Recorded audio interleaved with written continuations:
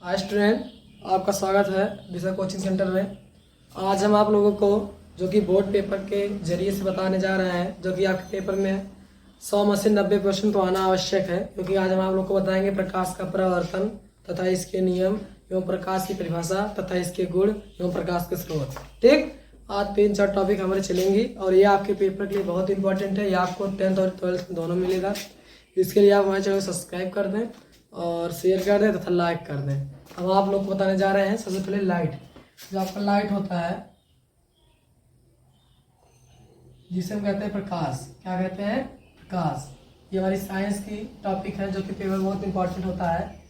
प्रकाश कहते हैं किसे? प्रकाश की परिभाषा होती है, प्रकाश एक ऐसा माध्यम है, एक ऐसा ऊर्जा है जिसकी सहायता से हमें कोई वस्तु दिखाई देती है। देखो, प्रकाश एक ऐसा माध्यम है, प्रकाश एक ऐसा स्रोत है, प्रकाश एक ऐसा स्रोत है जिसकी सहायता से हम कोई वस्तु देख पाते हैं, प्रकाश कहलाता है। ठीक, ये प्रकाश की डिफिनेशन हो गई। इसके बाद आता है कि प्रकाश के स्रोत। क्या आता है? प्रकाश के स्रोत। दूसरी टॉपिक आती है प्रकाश के स्रोत। जो प्रकाश के स्रोत होते हैं निम्नलिखित 2 प्रकार के होते हैं। कितने होते हैं? 2 प्रकार के। वो 2 प्रकार, पहला होता है दीप्त स्रोत, और दूसरा होता है अदीप्त स्रोत। क्या होता है? अदीप्त स्रोत। ठीक है। दीप्त स्रोत होंगे वे स्रोत जो स्वयं से ऊर्जा उत्पन्न करते हैं, दीप्त स्रोत कहलाते हैं। जैसे विद्युत बल्ब और हो गया सूर्य आदि। ठीक। अब अदीप्त स्रोत होता है वे स्रोत जो स्वयं से प्रकाश उत्पन्न नहीं कर पाते हैं, किसी स्रोतों से उत्पन्न प्राप्त करते हैं, अदीप्त प्रकाश स्रोत कहलाता है। जैसे कि आपका चंद्रमा हो गया, चंद्रमा हुआ, ठीक, कांच हुआ, कांच आदि।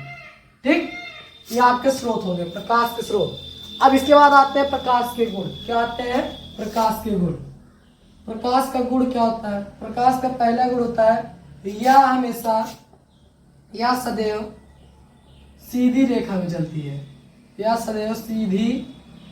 में चलती है। आप लोगों ने कभी देखा होगा प्रकाश कभी टेढ़ी मेढ़ी नहीं चलती हुई, वो हमेशा एक सीधी माध्यम में चलेगी। ठीक है, एक सीधी रेखा, यह सदैव सीधी रेखा में चलती है। पहला हो गया। दूसरा हो गया, देखो प्रकाश का जो निर्वात चाल होता है वो 3×10⁸ मीटर प्रति सेकेंड स्क्वायर होता है। ठीक है, प्रकाश की निर्वात चाल जो होती है, जो होती 3×10⁸ मीटर प्रति सेकेंड। ठीक होता है। ठीक है। इसके बाद जो इसकी तरंग दैर्घ्य होती है, जो इसकी होगी, तरंग दैर्घ्य होता 4000 एंगस्ट्रॉम से 8000 एंगस्ट्रॉम होती है। क्या होती है? 8000 एंगस्ट्रॉम होती है। ठीक। इसके बाद आपका चौथा गुण बताने जा रहे हैं, या अदृश्य होता है। क्या होता है? या अदृश्य होता है। मतलब ये हमें दिखाई नहीं देगा, बट इसकी उपस्थिति में हमें वस्तुएं दिखाई देंगी। ठीक है, आपने काफी इसे नोट करिए। इसके बाद हम आपको बताने जाएंगे कि प्रकाश के परावर्तन। ठीक है, अब आप देखेंगे कि प्रकाश का परावर्तन। अब तक आप लोगों ने देखा कि प्रकाश की परिभाषा तथा इसके स्रोत तथा इसके गुण। अब हम आपको बताएंगे प्रकाश का परावर्तन। प्रकाश का परावर्तन होता कैसे है? देखो, प्रकाश का परावर्तन, जब कोई प्रकाश की किरणें किसी समतलदार पृष्ठों पर आकर टकराती हैं, टकराने के बाद पुनः फिर उसी माध्यम में अधिकांश भाग वापस लौट जाती हैं, इस घटना को प्रकाश का परावर्तन कहते हैं। परिभाषा आप लिखिए, किसी समतल या चिकनी पृष्ठ पर जब कोई प्रकाश की किरण आकर टकराती है तो अधिकांश भाग उसी माध्यम में वापस लौटने की क्रिया को प्रकाश का परावर्तन कहते हैं। क्या कहते हैं? प्रकाश का परावर्तन कहते हैं। ठीक। अब आप देखेंगे प्रकाश का परावर्तन जो हुआ, जैसे कि कोई एक चिकना पृष्ठ हमने लिए, क्या ले लिए? चिकना पृष्ठ। यहाँ पर एक कलई कर दिए, पॉलिश हो गया। ठीक। कोई आपतित किरण यहाँ से आई, टकराई, फिर पुनः इसी माध्यम वापस लौट गई। जो आई इसे कहेंगे आपतित किरण। क्या कहेंगे? आपतित किरण। ठीक। और जो ये गई इसे कहेंगे परावर्तित किरण। क्या कहेंगे? परावर्तित किरण। ठीक। अब बीच में एक होता है अभिलंब। क्या होता है? अभिलंब। समझते रहिएगा बढ़िया से। अभिलंब। ठीक। एक कोण होता है आई, एक कोण होता है आर। ठीक है। इसे कहते हैं परावर्तक पृष्ठ। परावर्तक पृष्ठ। ठीक। परावर्तक पृष्ठ। इसके बाद आपका होता है, इसके जो रहेंगे इसे कहेंगे आपतन कोण। क्या कहेंगे? आपतन कोण। और इसे कहेंगे परावर्तन कोण। क्या कहेंगे? परावर्तन कोण। अब आप लोग समझते रहिए। देखिए, जब कोई आपतित किरण किसी समतल में टकराती पुनः उसी माध्यम में वापस लौट जाती है, इस घटना को प्रकाश का परावर्तन कहते हैं। इसमें कोण आई और कोण आर बनता है, जो कि आपके हम परावर्तन के नियम में बताएंगे क्या कैसे होता है। ठीक है। आपने काफी भी से नोट करिए, इसके बाद हम बताते हैं परावर्तन के नियम। ठीक है।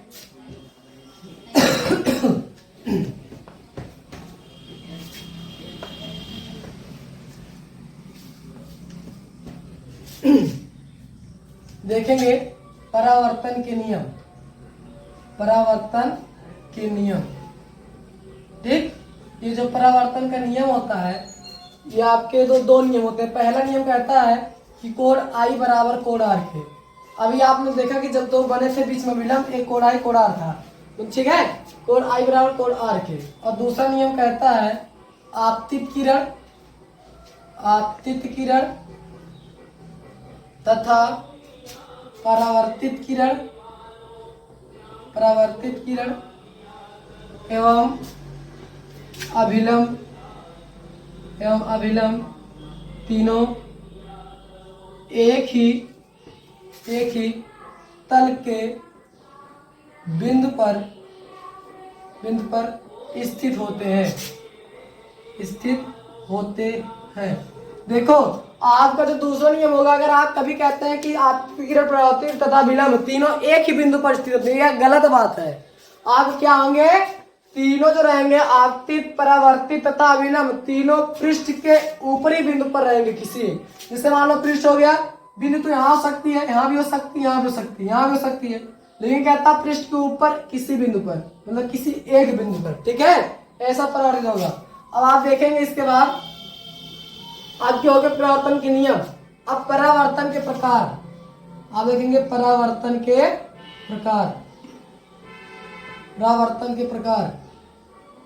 के प्रकार जो होगा, ये दो प्रकार के होते हैं। एक होता है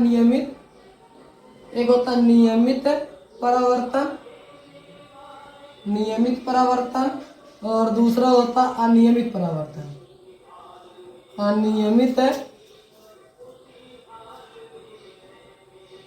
अनियमित परावर्तन। ठीक। नियमित परावर्तन जो होगा, इसमें प्रकाश किरणें किसी समतल पृष्ठ पर एक समान से गुजरेंगी। ठीक। ये आपके नियमित परावर्तन हो गए।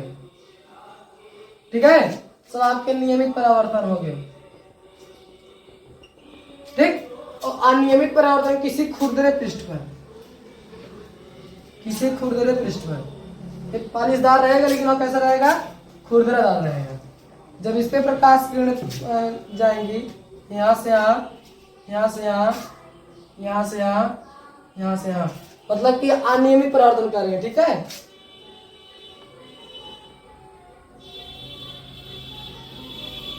ठीक। ये हो गया अनियमित परावर्तन। ठीक। अनियमित प्रवर्धन। अपने कापी में आप लोग नोट कर लीजिए। यहाँ पर इसके बाद जैसे आपका कोण आई बराबर 45 है, तो कोण आर भी बराबर कितना जाएगा 45 है। ठीक है, मतलब कोण आई बराबर कोण आर के नियम में हो गए।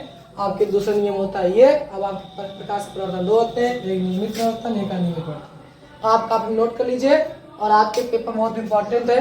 तथा हमारे चैनल सब्सक्राइब कर दे। धन्यवाद।